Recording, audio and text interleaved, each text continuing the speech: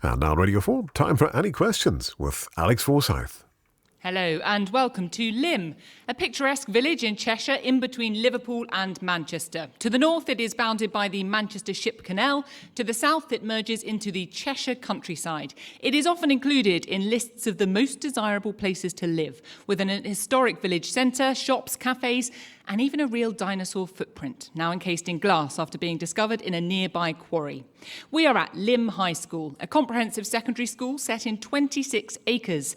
It traces its origins back to 1592, and the original school building is Grade 2 listed.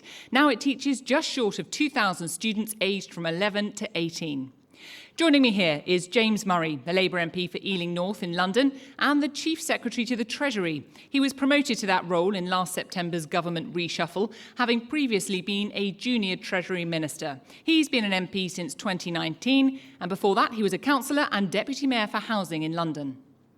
Richard Fuller is the Conservative MP for North Bedfordshire and the Shadow Chief Secretary to the Treasury. In his time as an MP, he sat on Parliament's Business, Energy and Industrial Strategy Committee, and he had a spell as a Treasury Minister under Boris Johnson. Before politics, Richard had a career in business.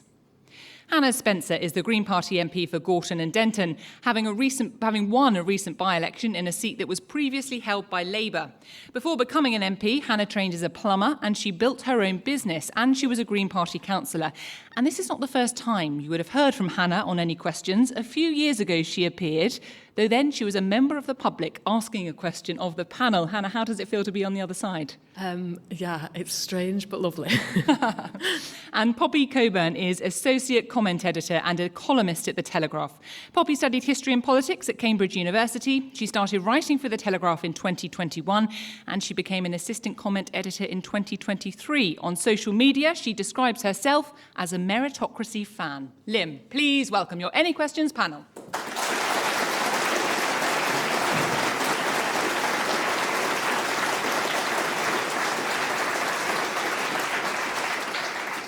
It is the case every week, and this week is no different, that our panellists do not know the questions before they are read out live on air. And this week, our first question comes from a pupil at this school. It is Matthew. Hi, Matthew. The House of Lords has killed the assisted dying bill. How is that democratic? Matthew, thank you. So legislation, which was voted on by the House of Commons, who supported the legislation, has for some time now been in the House of Lords, where it's been subject to many, many amendments. And today it's run out of time, which means that that legislation cannot now pass. Matthew wants to know, how is that democratic? Richard Fuller, is it?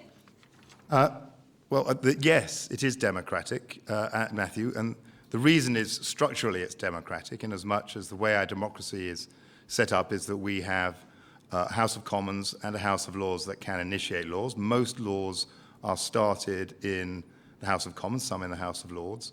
But the rule in the country is they have to go through both those stages before they can be enacted by the King. This piece of legislation was debated heavily in the House of Commons, perhaps not quite as much time in the House of Lords, and the House of Lords didn't reach a resolution of it. So it is, on that sort of basic level, it has failed. On another level, of course, it appears very undemocratic to people because a very large proportion of the country's population think it would be right if it should be passed. They think it should be passed. I'm not one of those, by the way. But the majority of MPs also felt it should be passed. And then to see it stopped by the House of Lords, people say, well, who gave you the right to do that? So it'll be interesting to see whether that argument holds and we see this bill come back in the next session of Parliament. Because you will know that supporters of the legislation, supporters of the bill, have suggested it is not democratic for the unelected House of Lords to have effectively prevented this bill going on to become legislation. But do you accept that? Do you think it's democratic or not? Absolutely democratic. I mean, there was an opportunity for the government actually to provide time for more time. The schedule in the House of Commons and the House of Lords is largely determined, not entirely, but largely determined by the government. I think quite rightly the government decided not to do that. But as a consequence then, it is what members of the House of Lords and members of the House of Commons think is the right level of scrutiny they should provide. And just to defend the House of Lords in this democratic point of view, the House of Lords on many other forms of legislation do a very, very good job making legislation better, bringing up voices and opinions that would otherwise get steamrolled through the House of Commons by whichever party had a majority. And that part of politics is democratic too. Hannah Spencer, do you think that that is democratic? There were more than 1,200 amendments tabled to this bill, but there are people in the House of Lords that make the point that Richard just did. They say this is what we're for, to provide this scrutiny of legislation. I think it's really worrying. I think it's worrying for our democracy that we can have a situation like this that could apply to any law that we're talking about. And, I'm 7 weeks into a role where I really had to, show what I was going to do when I was elected. And these people aren't elected. Like, they are put into the House of Lords in ways that a lot of people disagree with. They are not a group of people that represents the vast majority of people in society. And I really worry about the damage that things like this do to democracy, because so many people, for very valid, I think, reasons, don't vote because they do not trust the system. And here, in front of our eyes, we are seeing where that is flawed. Now, I think there is plenty opportunity to scrutinise decisions taken in the House of Commons by elected people. There are various stages that something has to go through. There are different committees. There are different ways for people to input, and there are different ways to make amendments. But what we have seen here is, I think, elected representatives who have been chosen by members of the public in a democratic system having their role and their jobs prevented by people who are not elected. And the Green Party would abolish the House of Lords.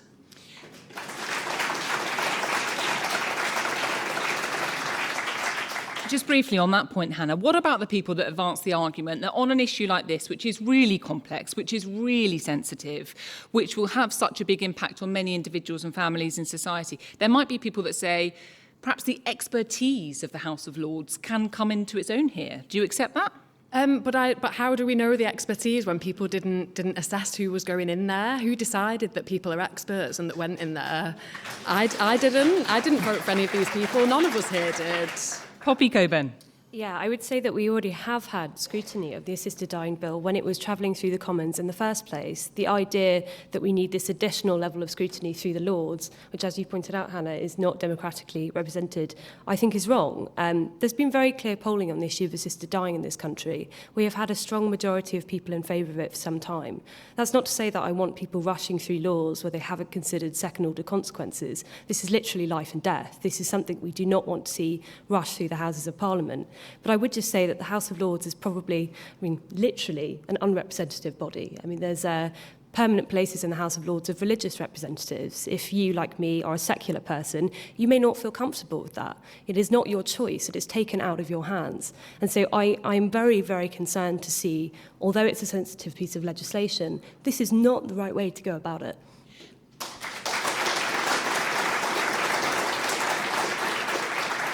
Because I'm just quoting one person, for example, Baroness Therese Coffey, who is one of the members of the House of Lords that tabled a lot of amendments to this specific piece of legislation. And her argument was that this was about safeguards. Do you accept that? I accept to a certain extent that there were some people in the Lords who were very concerned with safeguards, particularly those who were representing those with disabilities. That is a question that we do need to seriously consider. If we look at countries that have already instituted assisted dying, there have been some cases that I think most people could agree were very controversial. For example, people with mental health disorders being put forward for assisted dying when the will of the family was against the decision. But to go back on that with the expertise angle, it's not just people who are experts in the field, who are doctors. It was also those who maybe had a religious opposition to it. They may have had some kind of cultural opposition to it. That is a political decision. It has to be done through the Commons. It should not be left up to the Lords.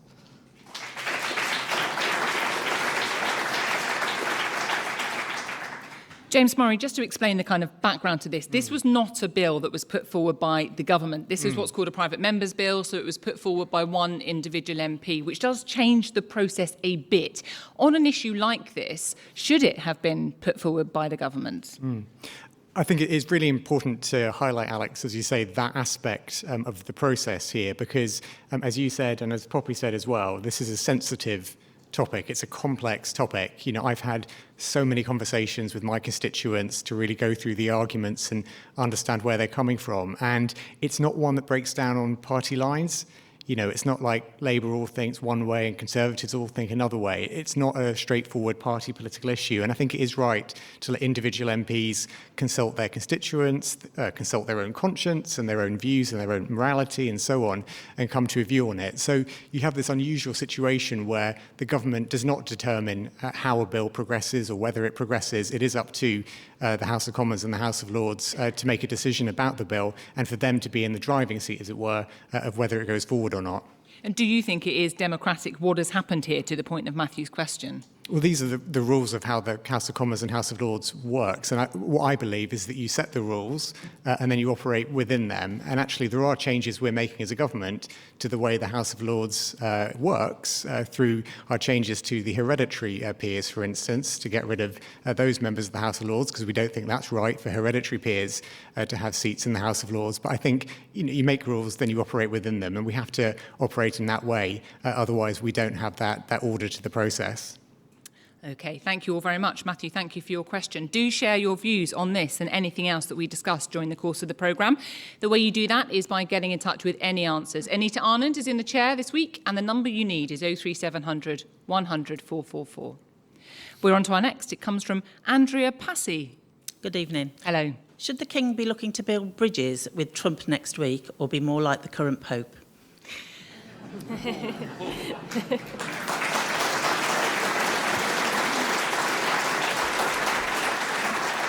Andrea, thank you for your question. So we know the King and Queen are visiting the US next week for a 4-day state visit. Starts on Monday. Timetable all out there if you want to take a look. But what Andrea wants to know is, should the King be looking to build bridges with President Trump or be more like the Pope? And of course, we have had some outspoken interactions between President Trump and the Pope in recent days. Poppy Coburn, what do you think? I think this is probably one of the only occasions where I'm not envious of the King. I think he's got a very, very difficult job ahead of him here. I mean, I personally come down on the idea that it is not his responsibility to fix what we in this country call the special relationship. The truth is, it hasn't been a special relationship for a very, very long time. I mean, we only have to look about what's been happening today. Donald Trump has been threatening to retaliate because we didn't send our military forces to help his Iranian invasion to hand over the Falkland Islands, which is an interesting response from... So this was a leaked Pentagon memo, Yes. as far as we understand it, which suggested there could be a retaliation after President Trump criticised NATO allies, and one of those things was revising their position on the sovereignty of the Falklands. I'd say that the word you don't want to use to describe the most powerful man on earth is not stroppy, but that's exactly what he seems to be behaving as. I mean, the truth is, I don't think that this relationship can be fixed by the King. I don't think it can be fixed by anyone. We are far past the point of return of where we were even 10 years ago with America. And even then, there were some serious difficulties we'd have with them on differences on regulation, differences on defence, ideas about Europe. We've been moving away from our American allies for a very long time. I think on issues of morality, because you mentioned the Pope took a moral stand against the war in Iran. Now the King is the King. He can't come out and make political statements. But I do think it's in his remit to make clear that he does not support taking life illegally. I feel like that...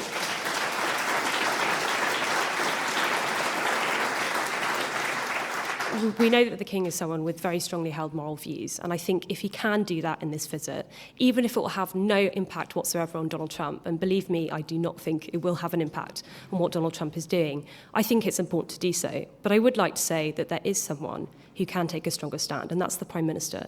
It is the Prime Minister's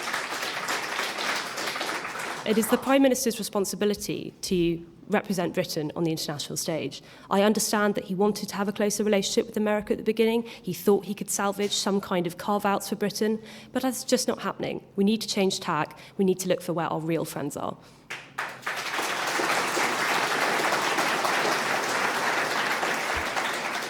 James Murray, what about that?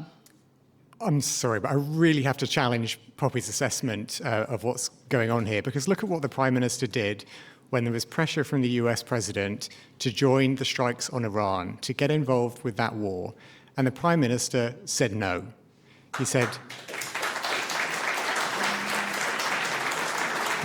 this is not our war, It is not in our interest to get involved, and we are not going to do that. And that is not an easy thing, I think, for a UK Prime Minister to say to the President of the US, but Keir has put our national interest first. And I think to the broader question around the special relationship, I don't actually think the special relationship is about individual office holders, whether the Prime Minister here or the President in the US. It's about the relationship between our two countries over many, many years. And that's what the King will be there as our head of state representing us, making sure that relationship, which, look, aside from the headlines and, comments in the media and so on, there is a relationship between our two countries on economics, on trade, on security, on intelligence, on cooperation, all sorts of levels, which happens day in, day out. And that is a special relationship worth protecting. Just quickly, you've just mentioned some of the things that we're supposed to be aligned with America on. It is not just Donald Trump who has been moving away. It's the entire Republican Party. And actually, it's not just the Republicans either. It's Democrats as well. I've travelled out to the US in the last couple of years as part of my reporting roles. And what strikes me is really unbelievable if you are British. They do not think about us at all. They do not think about our interests. They do not care about our concerns, about where there are issues in the relationship. We have to remember that this is not an equal relationship. It is one of a dominant partner and a subordinate, and I do not think we can afford to be a subordinate for any longer. James, do you accept that? No, look, I don't accept the fact that the assertion by Poppy that the special relationship is not something which is important and worth protecting, because if you look at the cooperation we have every day between our two nations, which goes back many years and continues every day of the week, it's really important to our security. It's really important to our defence. It's really important to our trade. It's really important to us, what we're doing as a country. So I think the idea that individual office holders or individual comments in the media or individual tweets could have a big impact on that relationship, they shouldn't be allowed to take precedence, because what's important is that relationship and its enduring value to us as a country. Hannah Spencer. I think I want to point out really that we have had some involvement in this. We have let Donald Trump use our air bases. Like, we have had American military using our air bases across the world and in the UK. And so I think to suggest that we have no involvement in that is very misleading. I think Keir Starmer should and can still be really clear about suspending that and stopping our involvement in it. Can I just come back on that, Hannah? Because, are you actually saying that we should not use British bases to defend British nationals in the region? Because the decision the Prime Minister took was to say no to getting involved in the strikes on Iran, to getting involved in this war. But when it comes to a question of 300,000 British nationals in the region, of our assets, of our interests in the region, it is right that we defend our interests. I'm saying that if that's the case, you need to make that clear to people instead of saying that we have had no involvement in it, because I do think that is misleading. And I'm happy to repeat it again. OK, hang on. Now, coming back to the question about the King and Queen's visit to America, I think this is an America that has been led by a president who is wreaking havoc on our world. There is death and destruction that he has been directly involved with. Not to mention he's ruined our economy, and we will see the impacts of that for quite some time here in the UK. And we did not sign up to that. And I would hope that if they are visiting America, that they also spend time with our closest allies in Europe and try and rebuild and repair some of those relationships. But I think what really does disappoint me in this is the decision that the King and Queen have taken to not meet with the victims and survivors of Jeffrey Epstein, who specifically asked for their time. And I don't think that is because of Andrew. I have met with some of the victims and survivors of Jeffrey Epstein, and some of them are clear that this is not about Andrew. This is about the wider complicity of different, possibly organisations and institutions in what is probably the biggest sex offender and paedophile ring in history. And now I think it is important for the King and Queen, especially for Camilla, who is someone who I think has a track record of supporting victims of gender-based violence. I think for her to choose not to meet those victims and survivors of Jeffrey Epstein is very disappointing. Hannah. Richard Fuller.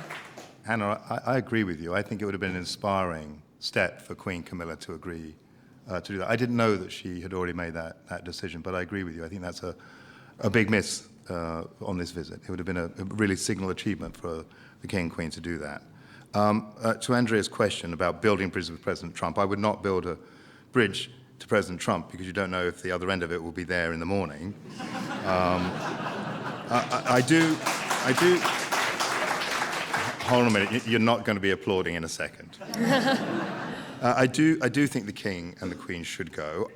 I've made my point that I'm agreeing with Hannah, because it is 250 years since the independence. I do think it's a point to mark, and so I'm supportive of the King and Queen going. On the issue that was brought up as part of this about the Prime Minister's decision on day one not to allow the Americans, refuse the Americans the use of our bases, I think that was probably the biggest strategic blunder a British Prime Minister has made in our national security for a long time, and maybe. Well, thank you for that. Let me explain my reasoning, and then I'm happy for the panel to pull me apart, Alex, on it.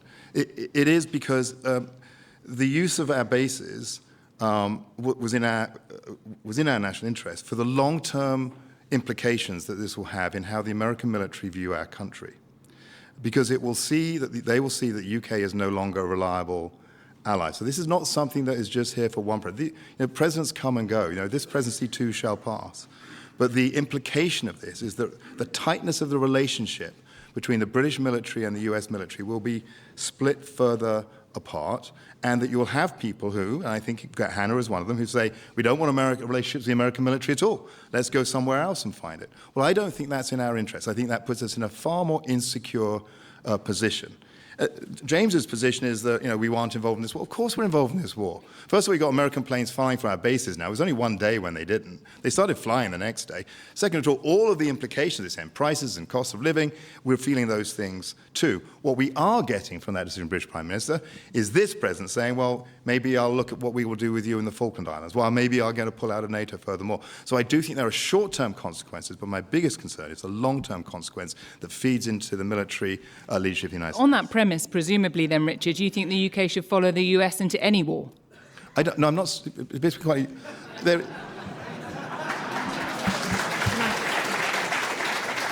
You see, Alex, that's where it's very important to get the interpretation of what people are saying is right. It is not the same to say that you'll allow a country to use your bases for what they want to do and say that you are in that war. There was never any intention that British troops would go and fight in the war in Iran. The question was a military ally, which has a major base on British territory in Diego Garcia, said we want to use our military base on your territory to send in military attacks into Iran. What about that, James Murray? Because, you have talked tonight, you've advocated the special relationship, that you've referenced military, security, all of the important things that you see between that special relationship. Richard's argument is that the Prime Minister's decision effectively damaged that. No, the special relationship doesn't mean that you have to agree with the US on every single decision. Decisions the Prime Minister of our country takes have to be in our national interest. And so when the Prime Minister was faced with that decision about getting involved in the offensive strikes in Iran, he said no.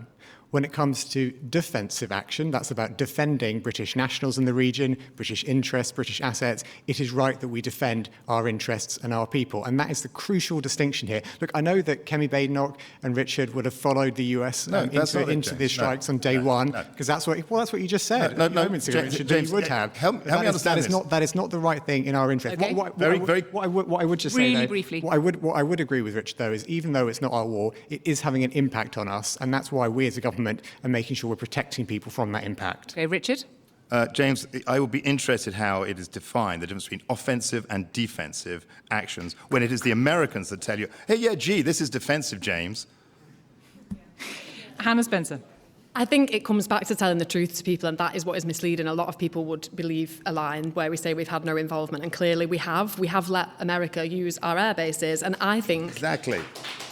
And I think we need to be honest with people about that. But I also think this is what has happened because we have had a Prime Minister who hasn't stood up to Donald Trump, and we have seen that several times. And I think now we have ended up with a president who threatened to wipe out an entire civilization in one night. And that doesn't come overnight. That comes from time and time again, people not standing up to them. We could have stood up to him and said, you cannot use our air bases. Poppy?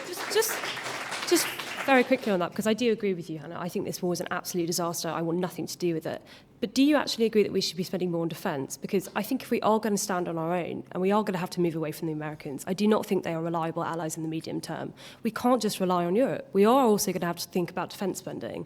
And I would be interested to know if people who are saying we need to move away from Donald Trump, rightly, also agree that you need to spend more money on defence. Hannah? I would really disagree. I would disagree, and we are seeing what is happening time and time again. We can spend all the money in the world, and if you have a president like Donald Trump, that will not protect you. Do we just surrender then? No, I don't think we do. I think we need to build closer relationships with our European allies. All right, OK, we've got to leave it there. And I should say, I should just say that a source close to the palace told the BBC earlier this month, we fully understand and appreciate the survivors' position. This is the survivors of Jeffrey Epstein. But we can only reiterate that our position is that anything that could potentially impact on ongoing police inquiries and assessments would be to the detriment of the survivors themselves. Just bringing you that because neither the King or the Queen is on this panel, although they'd always be welcome to join. And please have your say. 03700 100 444 is the number that you need for any answers. We are on to our next. It comes from Douglas Holligan. Hi, Douglas. Thank you. Do controversies about Peter Mandelson undermine Keir Starmer's message of integrity in politics? Douglas, thank you. James Murray, do they? No, they don't. And actually, the reason why... No, but let me explain why. Because this has been a tough week, to put it mildly. It has been a really difficult week for us as a government. It's been a difficult week, I'm sure, for anyone watching what's been happening. And I think if you look at what Keir Starmer said when he's spoken in Parliament, when he's set out his views on this, he has been the first to say he made a mistake. He's been the first to say it was wrong. He's been the first to say that if he knew then what he knows now, he would never have appointed Mandelson to that position. Now, I think it is a sign of strength in leadership to say when you get something wrong and to stand up and say that publicly. Now, what's important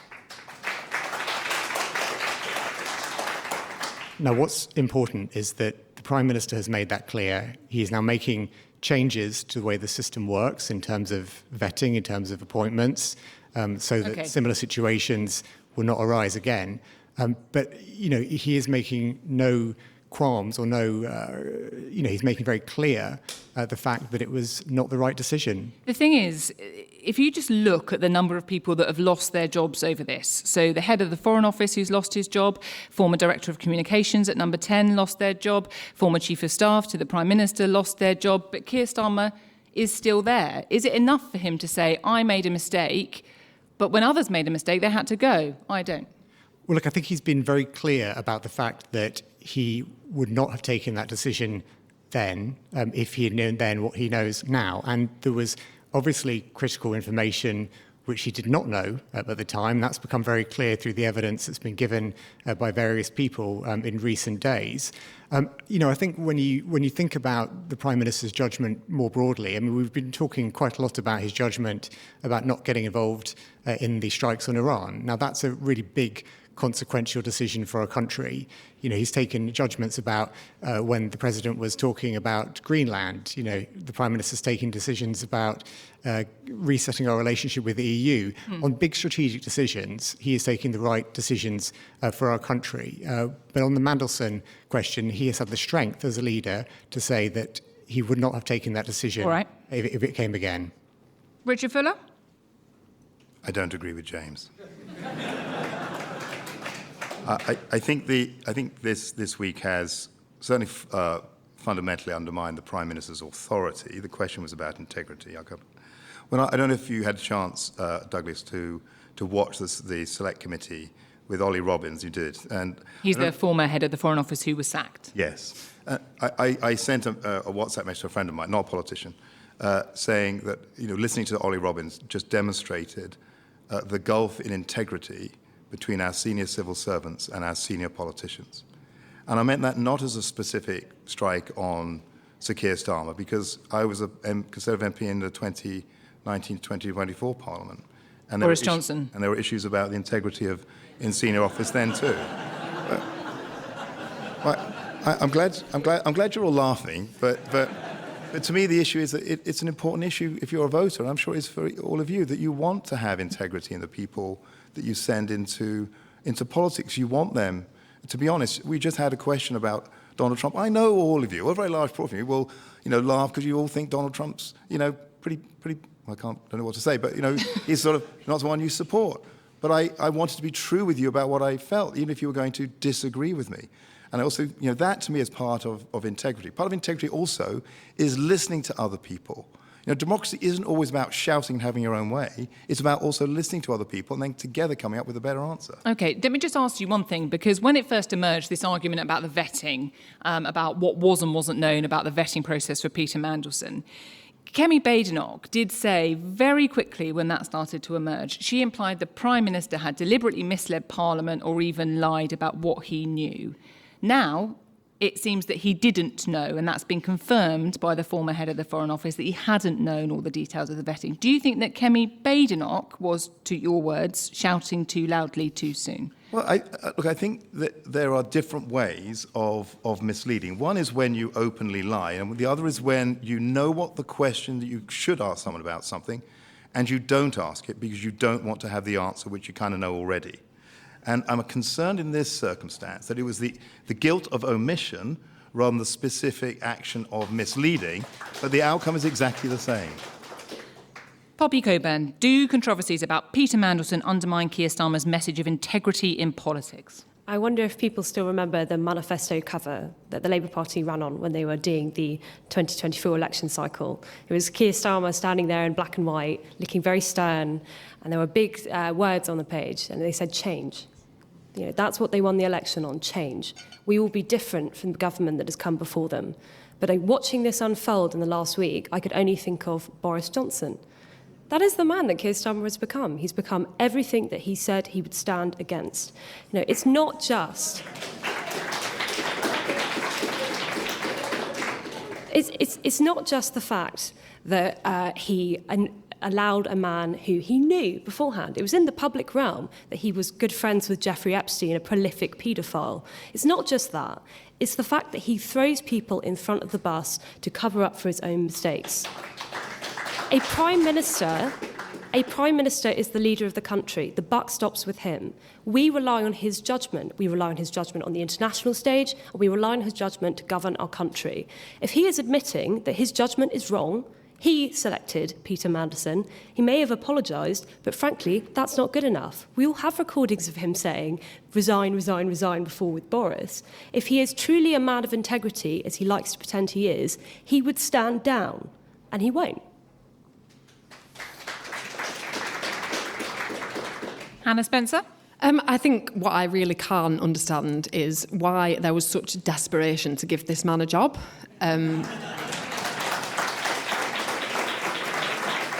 And everything further that comes out about this is just making that question scream in my mind. Why was there such desperation to give someone who there were already red flags in his vetting? He'd been involved in scandal before. He was clearly, as Poppy has said, he was known in many ways for having very questionable links to a convicted paedophile, and yet he was still given a job.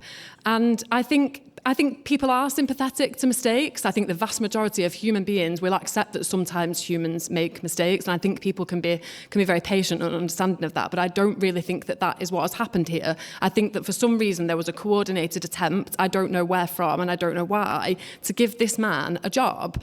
And at the bottom of all this, and they really are at the bottom, because this is what is overshadowing all this, is the nearly 1,200 women and children who are estimated to be victims of Jeffrey Epstein, who did not operate on his own. We know that. We know that there were people around him, and we don't know who they are, and they haven't got justice. And those women, those survivors, are watching this unfold, and they are thinking, this is why people don't bother reporting things, because this is what happens. We have people protecting each other. And Keir Starmer did say that he was going to put an end to what he called cronyism, of giving jobs to mates, and yet all I'm seeing in front of me is that is possibly what happened. He was desperate to give this man a job, and why was that?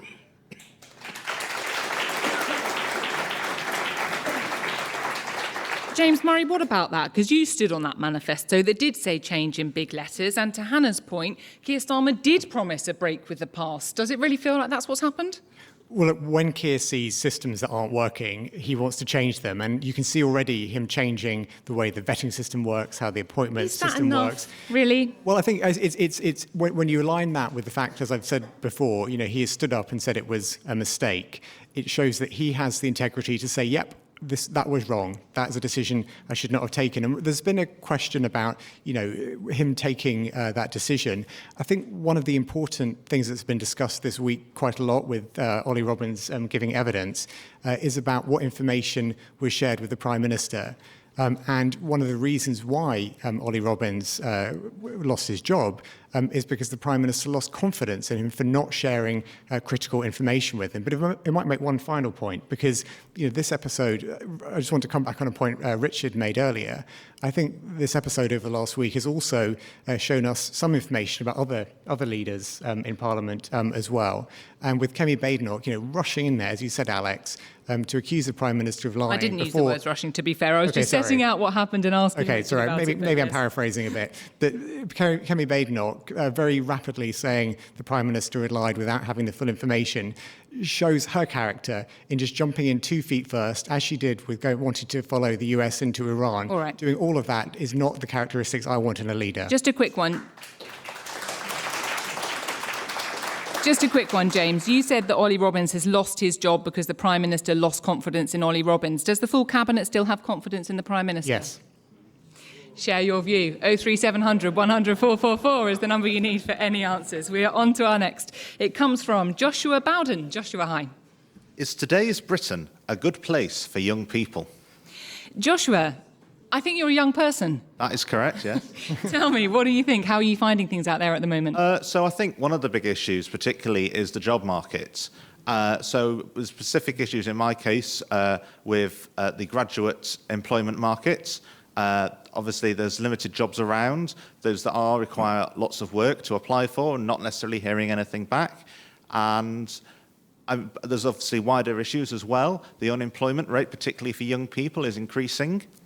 And luckily, if you go back obviously in time, Britain had fairly high youth employment, but we are now getting increasingly high youth unemployment. And I think that is a major issue that needs to be looked at.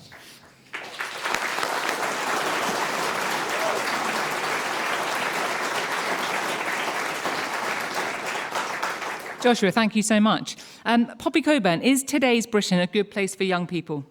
I've just turned 26, so I think I'm still a young person, just about.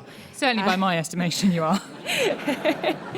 I remembered when I graduated, which was in 2021, I thought that no one's ever going to have a worse graduation situation than me, right? Like, it was the middle of the COVID pandemic, the economy was in recession, there were no graduate jobs really going around, and if you could get one, the wages were appallingly low, particularly if you were moving to London. But in that time, I can know from friends of mine who are younger, it's gotten even worse. Things that I did when I left university, I took my first job for a very low salary. It was barely above minimum wage.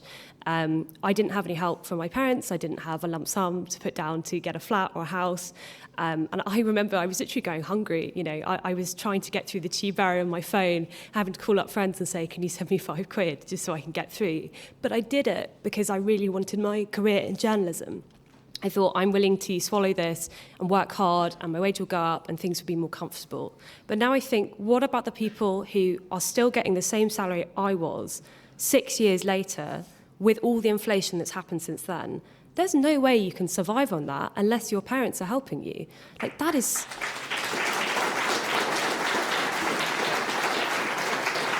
And it's not just about us, because the truth is, my entire life, this situation has existed. There has been no real wage growth in Britain since the financial meltdown in 2008. That's the truth. And yet inflation has gone up, the cost of housing has gone up, renting is an absolute nightmare, and now we have the AI jobs crisis, which is potentially looming over, which is really good news if you're a student in school and being told, oh, by the way, there might not be any jobs waiting for you, because they're all going to go to robots instead.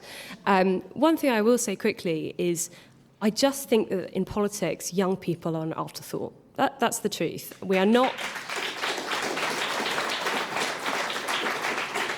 we're not of a major voting bloc. We don't always turn out on election day. Maybe that's our fault, but we are not being thought of as the future of this country, and we should be. If we are not invested in, if we are not giving opportunities to get on the housing ladder, to be able to afford to have kids, to be able to afford to also have a life of leisure as well, if you can, if there's money left over at the end of the month, then what kind of future is this country actually going to have? And so I would really like to see from literally any party some serious action, not just more broken promises.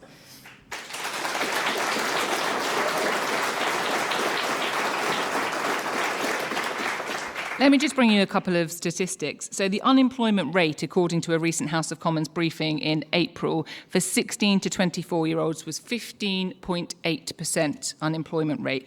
In December 2025, there were almost 1 million people aged 16 to 24 not in employment, education or training. I'm going to the politicians on the panel. We have heard from Poppy, we have heard from Joshua. I'm going to press you for some solutions. What do you think needs to happen here? Because we have heard articulated pretty well the challenges for young people. Hannah Spencer, what do you think can be done here?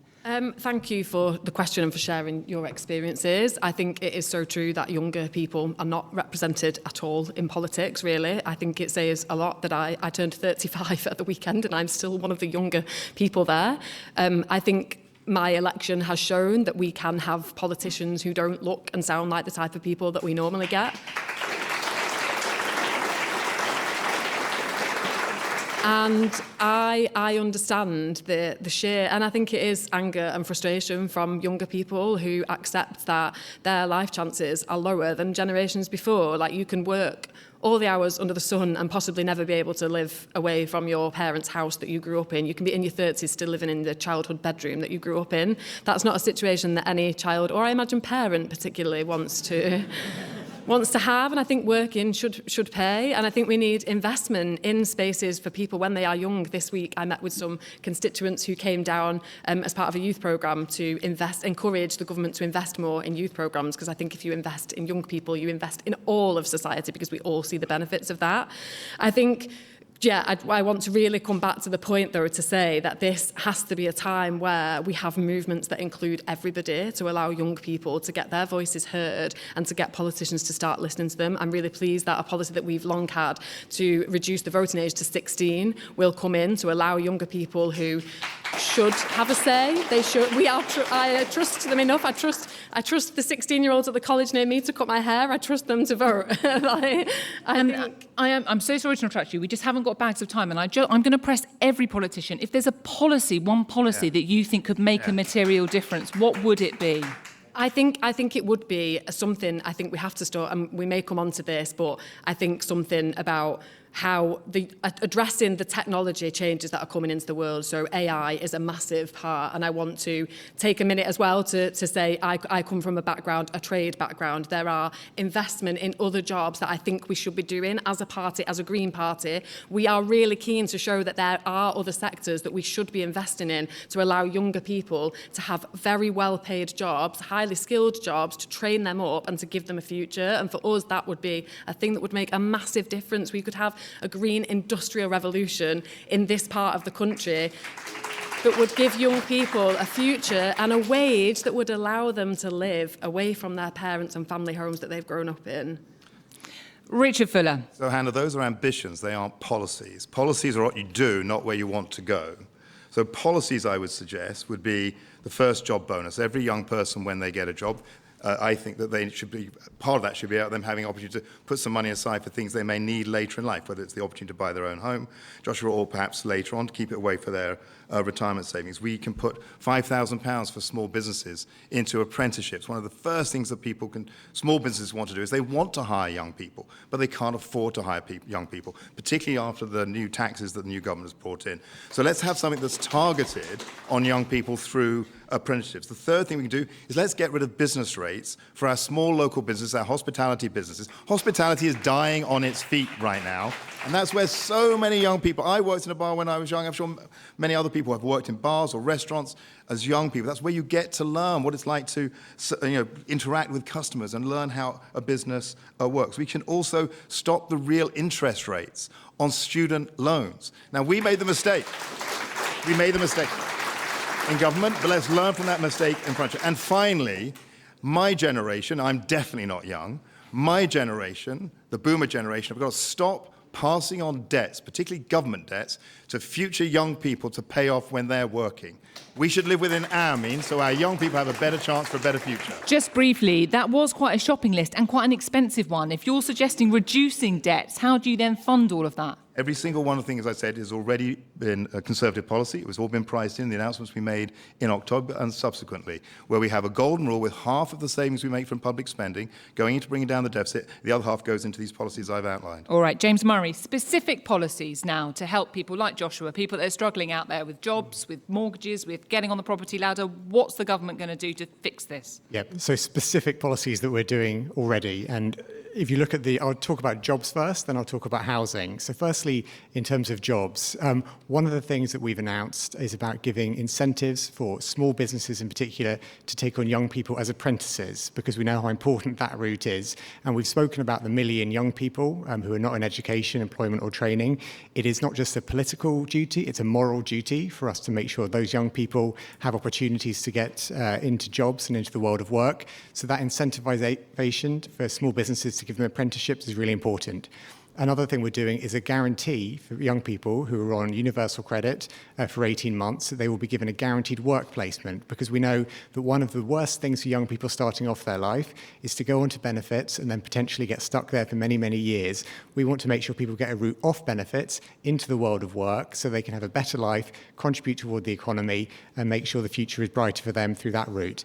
On the other side of the equation, I think we should talk more about housing as well, because I think one of the biggest stresses between generations who might own their own property or be in a secure tenancy, and the younger generation who don't own and rent privately, is housing. And that's why the changes we've made, which are not universally popular, but they are the right thing to do, about getting more homes built, about changing the planning system so that more homes get the planning permission and can get built out, more affordable housing. All of that is critical to giving the next generation hope for the future. And are you still going to hit your 1.5 million new homes target? Because housing is crucial to so many young people. Yeah, we are running at that. It is an ambitious target. Are you going to hit it? We are determined to hit that target. And actually, can I say one other thing? We've got to move. If you can do it in 10 seconds. On May the 1st, there are new rules coming in about rights for private renters. And I know a lot of young people are renting privately, maybe whilst they're trying to save a deposit. Giving them stronger rights is really important. All right. That changes on the 1st of May. All right. I'm sorry to canter through it, but we must get to this last question in our last 5 minutes of the programme panel. And the reason we must is because we had so many on it from where we are here at Lymm High School. This last one comes from Jane Peach. Will the banning of mobile phones in schools have a significant impact on the damaging effect of social media? Jane, thank you. As I say, so many questions on this from this high school. We have spoken about it before and we will again, and we haven't got bags of time for it, but I do want to get a quick thought from each of the panel on this, because the government has said it's going to introduce a legal ban on smartphones in schools. Hannah Spencer. I think it's important to say that we cannot expect any parent or teacher to parent or teach their way out of this. I think we are talking about dealing with tech companies who view us, we are products, we are cash cows to them, and young people especially. Children are lucrative for these companies that are unregulated and unchallenged, and this is the first step towards making them behave in a way that if they don't, they aren't able to participate in our world. I want to see stricter regulations in this country on the tech giants, who there is so much evidence out there about the harms to young people. I think schools should be places where they can switch off from that, and I think schools for too long have been firefighting and have needed government and leaders to step in. But I think this is more about the social media companies who, as I say, treat children as cash cows because nobody is standing up to them and looking at regulating them. So would you support a total ban on social media? I think that is I'm aware that the NSPCC doesn't support that. I'm conscious that if you remove something from someone and then they turn 16 and then they're suddenly dropped into that same world and expected to know how to operate in it, that is just as dangerous. Right. But I do think we cannot let these tech companies keep getting into the minds and brains of our young people and making billions of pounds from it. All right. James Murray, is this going to have a significant impact? A lot of schools do this anyway, prevent children having mobile phones in school. Yeah, well, I think you're right to say, Alex, that a lot of people in schools do this anyway. So a lot of head teachers already, I can see someone nodding here saying you do this in this school already. So I think what we're doing as a government is just making that clearer, stronger by putting it on a statutory footing to support all schools to do that because we think it's the right thing to do. I would also flag that the consultation is also open at the moment around what we're going to do about social media for under 16s because we don't want the current situation to stay as it is. We want it to change, but we want to get it right. And so we want to have a national conversation about whether a ban is the right thing to do, about whether age limits and so on. So please, anyone who's interested, respond to that consultation is open. Just ever so quickly, James Murray, on the ban in schools for mobile phones, is there going to be support for schools to perhaps get pouches, I think, as this school has, or lockers for the phones? Is that going to come from government, or do schools have to do that? Well, look, I think a lot of schools do that already. So I think schools have ways to achieve that outcome. It'll be up to schools to work out. It'll be up to schools to work out how to implement it because it will be appropriate in different ways for different schools. Poppy Coburn. I'm going to have to pull the young person card again. I did have a smartphone when I was a teenager, though it was a BlackBerry, so it wasn't as fancy as an iPhone. I absolutely think that you should not have phones in schools. It's a total no-brainer. You know, I'm not someone who necessarily supports a hard line on social media because having grown up on it, it has negative sides, but it also is a great way to connect with people, particularly if, like me, you grew up and you're a little bit weird and it was a way to meet people like you. But in school, that has to be a bit of a sacred place, okay? You're learning, you're there to learn. You don't need the pressure of all these other relationships and notifications going through your head.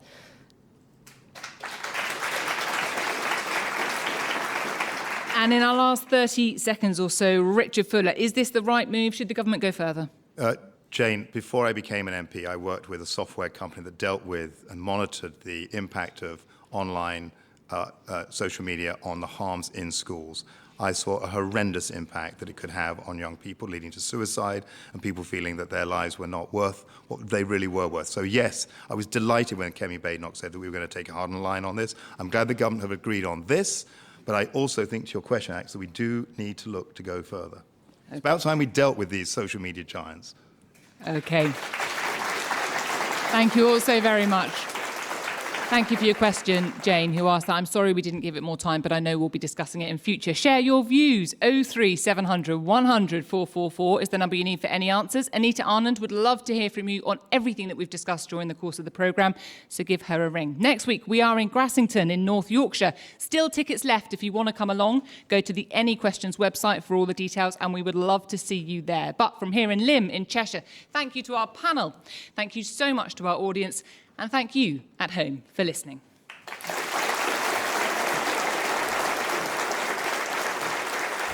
Any questions can from Lymm High School in Cheshire. It was presented by Alex Forsyth and produced by Paul Martin.